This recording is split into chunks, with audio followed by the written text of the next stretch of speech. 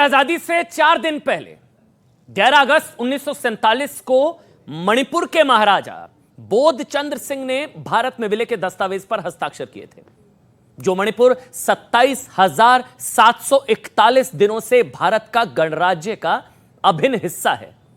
वहां पिछले करीब 80 दिनों से कुछ ऐसा हो रहा है जो नहीं होना चाहिए था। हिंसा की जगह भारत के किसी कोने में नहीं है, लेकिन जिस तरह से गठबंधन वाले इंडिया ने मणिपुर के जख्मों पर मरहम की बजाय नमक छिड़कने का काम किया है, उसने आज हमें यह तफ्तीश करने पर मजबूर किया कि जब देश में बीजेपी की सरकार नहीं थी, नरेंद्र मोदी देश के प्रधानमंत्री नहीं थे, तब मणिपुर के साथ क्या सुलूक किया गया था। जब हमने ऐतिहासिक तथ्यों को खंगाला तो कुछ चौंकाने वाली जानकारियां सामने आई। आज ही की तरह अप्रैल 1993 में मणिपुर में नागा और कुकी समुदाय के बीच एक जातीय संघर्ष हुआ था। यह संघर्ष करीब 9 महीने यानी कि दिसंबर तक चला। 300 दिनों में करीब 750 लोग मारे गए। नागा और कुकी समुदाय के 350 गांव उजड़ गए। 1993 इस संघर्ष का प्रभाव मणिपुर और नागालैंड जैसे राज्यों पर करीब 1 दशक तक रहा। 1 दशक तक। 1993 में जब दोनों समुदायों के बीच हिंसा चरम पर थी, तब देश के तत्कालीन गृह राज्य मंत्री राजेश पायलट 12 अगस्त 1993 को मणिपुर पहुंचे। पता है वो कितनी देर वहां पर रुके थे? अभी जैसे सवाल पूछा जाता है ना, सरकार क्या कर रही है, गृह मंत्री कहां है। जब 1993 में इस तरह के और इससे भी भयावह एक तरीके का संघर्ष हुआ था, कितनी देर वहां पर राजेश पायलट जी पहुंचे थे, गृह राज्य मंत्री? 3.5 घंटे। इसमें से 2 घंटे बताया जाता है कि एयरपोर्ट पर उन्होंने गुजारे, 1 घंटा उन्होंने राज्यपाल जी के साथ लंच किया और सिर्फ शायद संभवतः आधा घंटा वो प्रभावित इलाकों का दौरा किया। आधा घंटा। जबकि आज जब मणिपुर में हिंसा हुई तो गृह राज्य मंत्री नित्यानंद राय 22 दिन करीब 500 घंटे तक मणिपुर में रुके। गृह मंत्री उस वक्त रुके थे 3.5 घंटे में से आधा घंटा ग्राउंड पर। इस वक्त देश के गृह मंत्री अमित शाह खुद 3 दिन तक वो मणिपुर रहे। 3 दिन। मणिपुर के जख्मों पर कांग्रेस के गृह मंत्री का आधा घंटे का मरहम और मौजूदा सरकार की कोशिशों में फर्क साफ है। अच्छा, एक और फैक्ट आपको बताते हैं। आज मणिपुर को लेकर कुछ लोग हैं जो भड़काने और सुलगाने की कोशिश कर रहे हैं। फैक्ट्स पर बात होनी चाहिए। मणिपुर में जून 1997 क्योंकि इतिहास जो है क्लैशेस का रहा है, 1997 से सितंबर 1998 तक कुकी और पाइते समुदाय के बीच भी जातीय हिंसा हुई। करीब 1 साल तक चले इस संघर्ष में 352 लोग उनकी मौत हुई, वो मारे गए।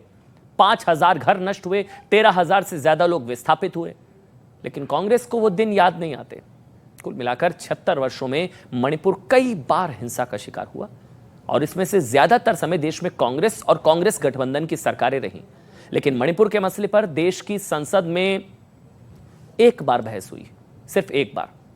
अभी को मिला दे तो कुल मिलाकर 4 बार इस तरह का जातीय संघर्ष हुआ, भयावह।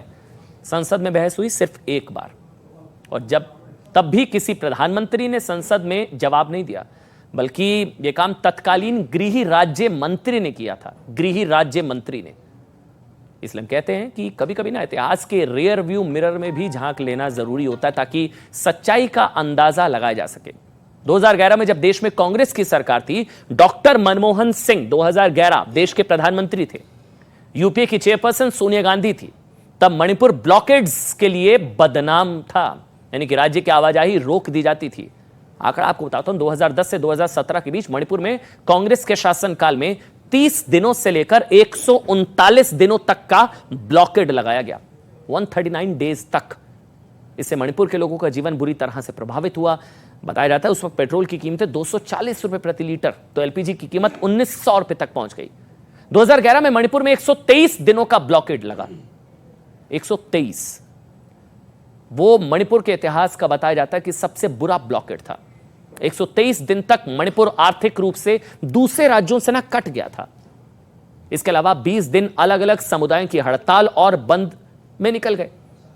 जब मणिपुर आर्थिक नाकेबंदी और हिंसा की आग में झुलस रहा था ना, तब तत्कालीन प्रधानमंत्री मनमोहन सिंह और यूपीए के अध्यक्ष सोनिया गांधी ने इस पर एक शब्द तक नहीं बोला था।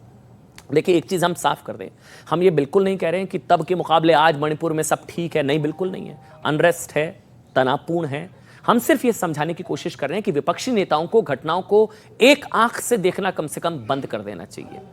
आज भले ही मणिपुर में हालात तनावपूर्ण हैं, लेकिन अच्छी बात यह है कि 17 जुलाई से अभी तक 17 जुलाई को एक मृत्यु हुई थी, 18 जुलाई से लेकर अभी तक वहां एक भी मृत्यु नहीं हुई है।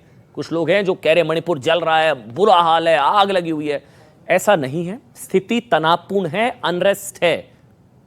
फिलहाल यह स्थिति यह है कि मणिपुर में 361 राहत शिविर चल रहे हैं, 361, 57,000 लोगों को वहां रखा गया है। 24 जुलाई तक मणिपुर हिंसा में 150 लोगों की मौत हुई। 93 में मैंने कितने बताए आंकड़े, 700 750 के आसपास, अभी 150 लोगों की मौत हुई थी। आगजनी के 5100 के करीब मामले दर्ज किए गए। इस मामले में कुल 6065 एफआईआर दर्ज हुई, 252 लोग गिरफ्तार किए जा चुके हैं। सरकार एक्शन मोड में है। प्रधानमंत्री नरेंद्र मोदी लगातार अपडेट ले रहे हैं। 12,000 से ज्यादा लोगों को एहतियातन हिरासत में लिया गया है। बड़ी बात यह कि मणिपुर हिंसा से जुड़े 6 मामलों की जांच सीबीआई को सौंप दी गई है। इनमें जो वायरल वीडियो था ना, वो दरिंदगी वाला, उसकी जांच भी शामिल है। इसको बहुत ध्यान से सुनिएगा। जिस व्यक्ति ने वीडियो बनाया था उसे पकड़ लिया गया है और उससे वो मोबाइल फोन भी बरामद हो चुका है जिसमें ये वीडियो रिकॉर्ड किया गया था।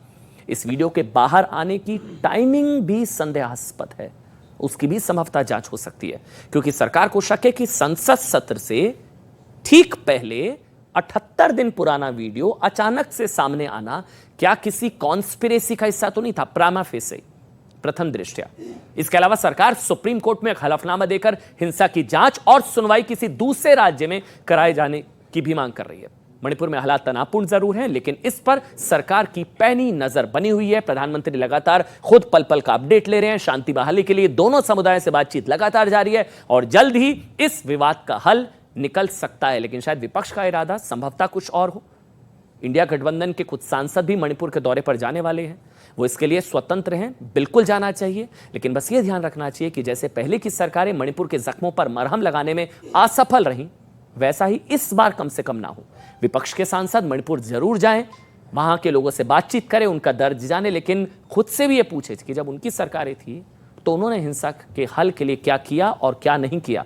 क्या ये हालात कहीं ना कहीं उसी का नतीजा क्या नहीं है? सौ बात के